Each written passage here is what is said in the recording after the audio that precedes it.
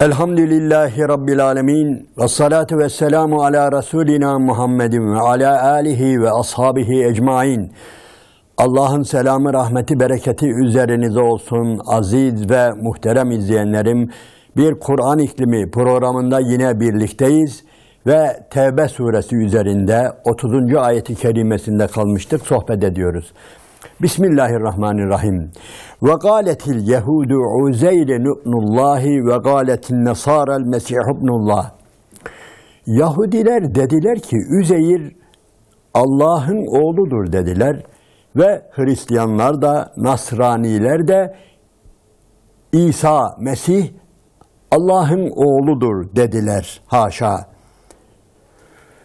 Muhterem izleyenlerim, malum birincisi, ikincisi malum. Yani özellikle Hristiyanlar genellikle Hz. İsa Aleyhisselam'ı haşa Allah-u Teala'nın oğlu, Allah-u Teala kendisine bir velet edindi, oğlu olarak görürler. Genellikle yani Hristiyanların tamamına yakını bu görüştedirler. Fakat Yahudilerin tamamı değil. Yani tarihi araştırmalara göre şu anda Yahudiler Üzeyr Allah'ın oğludur iddiasında değil, bir bölüm, az bir bölümü bu görüştedir. Ve hatta tarihte kalmış da diyebiliriz. Üzeyr Aleyhisselam aşağı yukarı milattan Hazreti İsa'dan 450 sene önce yaşayan bir peygamberdir, bir kişidir ve İsrailoğullarındandır ve zaten İsrailoğulları bir Mesih beklediği için acaba bu mu iddiasıyla da haşa Allah'ın oğlu demiş olabilirler diyor. Ve bir de şurası bilinmelidir ki Babil sürgünü, Babil esareti esnasında Yahudiler Tevrat'ı kaybettiler. Sadece Tevrat'ın aslını değil, kendi öz dillerini de, İbranice dilini de aşağı yukarı kaybetmişlerdi. İşte Hz. Üzeyr Aleyhisselam ortaya çıkıyor ve Tevrat'ın aslını onlara yazdırıyor. Gerçek Tevrat'ı onlara yazdırıyor, kaybolmuş Tevrat'ı yazdırıyor ve dillerini de tekrar geliştiriyor ve daha sonra bir sanduka içerisinde Tevrat'ın aslı bulunduğunda karşılaştırıyorlar ki gerçekten Hz. Üzeyr Aleyhisselam'ın yazdırdığıyla tıpatıp aynı. Onun için abartıyorlar. Yani Hz. Üzeyr Aleyhisselam'ı belki o gün yaşayan Yahudilerde olabilir, bir bölüm Yahudilerde olabilir. Haşa bir beşerüstü, yani hem Tevrat'ı bu şekilde yazdırdığından dolayı hem de söylediğimiz gibi yani Yahudiler bir Mesih beklentisi içerisinde olduğundan dolayı da acaba bu mu beklenilen Mesih diye onlar da Allah-u Teala'nın haşa oğludur Üzeyr Aleyhisselam demişlerdir. Zalike kavluhum bi efvahihim yudaihune kavlellezine keferu min qabl. Bu lakırdı yani haşa İsa Allah'ın oğludur, Mesih Allah'ın oğludur, Üzeyr Allah'ın oğludur lakırtısı diyor. Yani dillerinde zırvaladıkları, söyledikleri bir şeydir. Ve kendilerinden öncekileri taklit ediyorlar buyuruyor Allah-u Teala. Burada iki şey akla gelir. Kim kimi taklit ediyor? Birinci akla gelen, yani o anda yani Mekke'de ve Medine'de yaşayan Yahudiler ve civarda yaşayan Hristiyanlar bu iddiayı, yani İsa Allah'ın oğludur iddiası, Üzeyr Allah'ın oğludur iddiasını daha önceki Hristiyanlardan ve Yahudilerden alıp taklit ediyor da olabilir. Fakat bir başka iddia daha var tefsir kitaplarımızda. Haşa, İsa Allah'ın oğludur, Üzeyr Allah'ın oğludur veya Allah-u Teala bir beşeri, bir insanı kendisine evlat edindi iddiasını öncekilerden, yani kendilerinden önceki dinlerden Yunan, İskenderiye, Roma Mısır felsefelerinden, dinlerinden almış olma, onları taklit ediyor olma ihtimalleri var. Çünkü aziz ve muhterem izleyenlerim, şurası unutulmamalıdır ki Hristiyanlığın gerçekten bir numaralı yayıcısı Pavlus diyebiliriz. Yeri geldikçe Pavlus'tan bahsediyoruz. Bu Pavlus kimdir biliyor musunuz? Hazreti İsa aleyhisselam ile aynı dönemde yaşamıştır. Aynı memlekette yaşamıştır. Tarsusludur, Yahudidir ve o anda Roma esaretindedir İsrailoğulları. Filistin'deki İsrail devleti Yahudilerin Roma'nın egemenliği altındadır. İç işlerinde biraz serbestlikleri vardır ama dışarıda tamamen Roma'ya bağlıdırlar. Yani pasaportsuz dışarıya çıkamazlar ve onun için o dönemde yaşayan bir kişidir bu Paulus. Çok önemlidir. Yani Hristiyanlık denilince akla Paulus gelir. Ve Hz. İsa ile aynı dönemde yaşamış ama ilginçtir. Hz. İsa'yı görmemiş, yanına varmamış ve Hz. İsa Allah'ın dinini yayarken bu karşı çıkmış ona. Paulus ona karşı çıkmış. Sadece karşı çıkma değil, Hz. İsa'ya inanan insanlara işkence yapmış, kötülük yapmış ve hatta rivayete göre, kendi iddiasına göre bir gün Şam'a giderken de yine Hz. İsa Aleyhisselam'a inanan insanlara zulmetmek için Antakya tarafına giderken yolda Hz. İsa Aleyhisselam'ı, yani öldüğü iddia edilen, çarmıha gerildiği iddia edilen ve Hristiyanlarca daha sonra da pazartesi gün dirildi, gökyüzüne çıktı. Haşa, Allahu Teala'nın yanına çıktı, babasının yanına çıktı diye inanılan Hazreti İsa'yı yolda gördüğünü iddia ediyor. Yolda birdenbire kendisine tecelli ettiğini, geldiğini, tehdit ettiğini, ne yapıyorsun sen, bana inananlara yeter artık zulmettiğin diye tehdit ettiğini, bundan sonra benim dinimi yay diye böyle bir telkinde bulunduğunu iddia ediyor. Paulus, bunu şunun için söylüyorum. Burası çok önemlidir. Muhterem izleyenlerim, gerçekten Paulus o andan itibaren Hz. İsa Aleyhisselam'ın dinini yayıyor. Ve ilginçtir, Yahudiler arasında da yaymıyor. Roma vatandaşları arasında yayıyor. Ve yayarken, bu ayeti kerimede benim söylemek istediğim noktaya geldik. Yayarken yumuşatıyor. Yayarken değiştiriyor. Hz. İsa Aleyhisselam'ın tevhid inancını değiştiriyor. Birileri diyor ki kasıtlı olarak değiştirdi, birileri de güya iyi niyetle, yani onları daha çabuk dine sokmak için değiştirdiği iddiaları var. Bunun üzerine çokça kitaplar yazılmıştır. Nedir değişiklik? Şudur yaptığı. Nerede yayıyor? Roma'da yayıyor. Kim bu Roma? Putperest. Yani Allah'tan başka çokça putlar olan, ilahlar olan bir memleket. İskenderiye de böyle, Yunan da böyle, Roma da böyle. İşte onların hoşuna gidecek şekilde, yani Hz. İsa Aleyhisselam la ilahe illallah dediği halde, yani Allah'tan başka ilah yoktur dediği halde bu yani üçe indiriyor. Yani onların çok tanrılarını tabiri caizse yani 3 tane yapıyor ama yine çokluk var. Nedir? Bir rivayete göre işte Baba, Oğul, Ruhul Kudüs iddiası var. Yani üçlü tanrı veya Baba, Oğul, Meryem iddiası da var. Bu Romalıların da hoşuna gidiyor. İskenderiye ekolünün de hoşuna gidiyor. Yunan ekolünün de hoşuna gidiyor. Ve onun için acaba bu ayeti kerimede yudaihune kavlellezine keferu min qabl, yani daha öncekileri taklit ediyorlar buyurması Allahu Teala'nın, bu da olabilir. Yani Paulus bu dini yayarken kendilerinden önceki çok tanrılı dinlere benzetti ve oradan aldılar bunu. Oradan aldı ve kahrolası onlar. Onlar kahrolsun. Bu şekilde inananlar kahrolsun buyuruyor Allahu Teala. Evet. Devam ediyor. Yani bu konuyu işlemeye Allahu Teala devam ediyor. Muhterem izleyenlerim, bu Kur'an-ı Kerim var ya, aslında yani önemli bir bölümü, yani o koskoca sureler, Bakara suresi, Ali İmran suresi, Nisa suresi, şu incelediğimiz Tevbe suresi, Maide suresi, yani hem de son inen bütün büyük sureler var ya, tamamen aslında Hristiyanlarla ilgili. Yani ve yunzirallezine qalüttehazallahu veleda. Allah bu kitabı kime indirdi biliyor musunuz? Haşa, Allah'ın oğlu var. Allah evlat edindi. İsa Allah'ın oğludur diyen bir dünyaya. Yani bugün düşünebiliyor musunuz? 2,5 milyara yakın dünyada en büyük din, sayı da olsa, rakamlar üzerinde de olsa, yani en büyük din biliyorsunuz haritaya baktığınızda Hristiyanlıktır.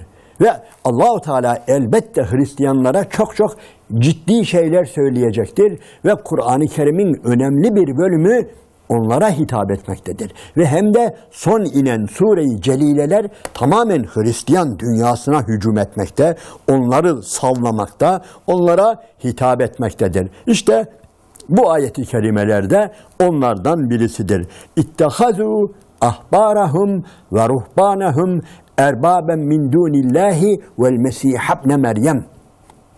Onlar var ya, Yahudiler ve Hristiyanlar din adamlarını, ahbarlarını, ahbar kelimesi biraz ilimle alakalıdır. Yani ilminden dolayı, takvasından dolayı, yani yüzünde işaret olan hebr anlamında bir kelimedir. Din adamlarıdır. Ruhban da bildiğiniz gibi rahbaniyet kelimesinden geliyor. Yani kendisini Allah'a adayan.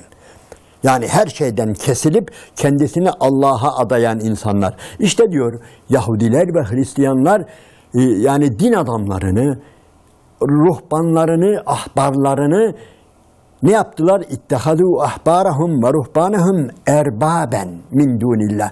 Allah'tan başka Rablar edindiler ve bir de Meryem oğlu Mesih'i. Burada bir şey dikkatinizi çekiyor mu? Bir üstteki ayeti kerimedeki Üzeyr aleyhisselam burada tekrarlanmıyor. Meryem oğlu Mesih tekrarlanıyor da Üzeyr aleyhisselam tekrarlanmıyor. Niye? Söylediğimiz gibi Yahudilerin tamamı bugün bu inançta olmadığından dolayı da olabilir. Ama Hristiyanlar hala bugün kilisenin yani en büyük iddiası haşa İsa Allah'ın oğludur iddiasında oldukları için bunu Allahu Teala burada da tekrar ediyor. Evet, ittehazû ahbârahum ve ruhbânahum erbâben min dûnillah. Muhterem izleyenlerim, bu sureyi okuyanlar, özellikle genç kardeşlerimiz, yani tevhidle ilgilenen genç kardeşlerimiz ve son zamanda İslam dünyasında yani büyük bir kesim bu ayeti kerimenin biraz açılımını bilirler. Nedir? Adi bin Hatim denilen daha önce Hristiyan olan bir sahabemiz vardır bizim. O geliyor diyor ki, dikkat ediniz, çok önemlidir. Bu ayeti kerimeyi duyuyor, bu ayeti kerimeyi görünce geliyor diyor ki ya Resulallah diyor. Biz Hristiyan iken diyor yani böyle yapmazdık diyor. Bu ayette diyor ki onlar diyor Meryem oğlu Mesih'i, ruhbanları, ahbarı yani din adamlarını Rab edindiler. Biz öyle bir şey yapmazdık diyor. Yapmıyorduk diyor. Ne demek bu ayet diyor. Yani biz onları yani Allah'a ibadet eder gibi onları özel, müstakil bir Rab edinmedik diyor. Haşa, bu ayette bir yanlışlık mı var veya ben mi bilmiyorum anlamında böyle bir itirazı oluyor. Güzel bir şey. Bize de elhamdülillah bu ümmete de bu sayede Efendimiz bir şeyler anlatıyor. Ve Efendimiz buyuruyor ki bütün tefsir kitaplarında vardır. Ey Adi! Siz o zaman diyor din adamlarınızın helal dediğine helal, haram dediğine haram demez miydiniz? Yani onların ağzından çıkan her şeyi olduğu gibi kabul etmez miydiniz? Onların haram kıldıklarını haram kabul etmez miydiniz? Helal kıldıklarını helal kabul etmez miydiniz? Yani sadece alim oldukları için değil, onlara böyle bir yetki tanımamış mıydınız? Onları bu şekilde yetkili görmüyor muydunuz? Yani bunlar bir şeye haram derse haram, helal derse helal itikadında değil miydiniz? Evet ya Resulallah. İşte bu onları Rab edinmektir buyuruyor. Epeyce konuşulacak bir olay, öyle değil mi? Yani bu ayet-i kerimeler elbette doğrudan doğruya Hristiyan alemini, Yahudi alemini ilgilendirse de herhalde bizi de ilgilendiriyor, öyle değil mi? Bizde de körü körüne hiç araştırmadan efendim bizim üstadımız veya bizim şu alimimiz ne demişse odur. Biz bunun lamı cimi yoktur inancı da olmak biraz tehlikelidir, öyle değil mi? Yani bize düşen nedir? Alimlerimiz ne kadar büyük olursa olsun İmam-ı Şafii ne kadar büyük olursa olsun, Ebu Hanife ne kadar büyük olursa olsun, Ahmed İbni Hanbel, İmam-ı Malik ve diğer imamlarımız ne kadar büyük olursa olsun, eğer bir şeye haram demişlerse, acaba hangi ayete dayanarak, hangi hadisi şerife dayanarak, hangi illete, hangi sebebe dayanarak bu muhterem imamımız buna haram dedi, helal dedi diye bizim araştırma hakkımız vardır, öyle değil mi? Yani biz eğer büyüklerimize itimat ediyor isek, güveniyorsak, Kur'an, sünnet ve İslam'ın kaynaklarına dayandığından dolayı diyoruz. Ama yine de ne yapıyoruz? Araştırıyoruz. Haşa onları yani çürüye çıkartmak anlamında değil de delilini görmek istiyoruz. Öyle değil mi? Bu bizim hakkımızdır bir Müslüman olarak. Yani en büyük imamlarımıza bu şekilde davranmamız gerekirken, hele son zamanda günümüzde yaşarken sadece bir ağabeyimizdir, bir büyüğümüzdür. Tamam, biraz alim olabilir ama onların her söylediğini helal kabul. Hele sadece yani Kur'an ve sünnete dayanma meselesinden ziyade aziz ve muhterem kardeşlerim, eğer onlarda bir yanılmazlık görüyorsak, ismet sıfatı görüyorsak, burası çok önemli. Onları yani masum görüyorsak, onları masum demek ismet sıfatına sahip olması. Yani günah işlemez görüyorsak bu nedir? İşte burada bir tehlike sınırındayız biz. Yani biz şu anda yani mayınlı bir yerde geziyoruz. Eğer bizim üstadımız, bizim büyüklerimiz, hatta sahabe dahil kim olursa olsun masumdur. Adil olmak başkadır, masum olmak başkadır. Masum dediğiniz zaman ismet sıfatına sahiptir. Asla hata edemez, etmez ve ne olur? Onun ağzından çıkan her şey doğrudur. Haram demişse haramdır, helal demişse helaldir. İddiası nedir? Çok çok tehlikelidir. Muhterem izleyenlerim, burada şu olaya da dikkat edelim.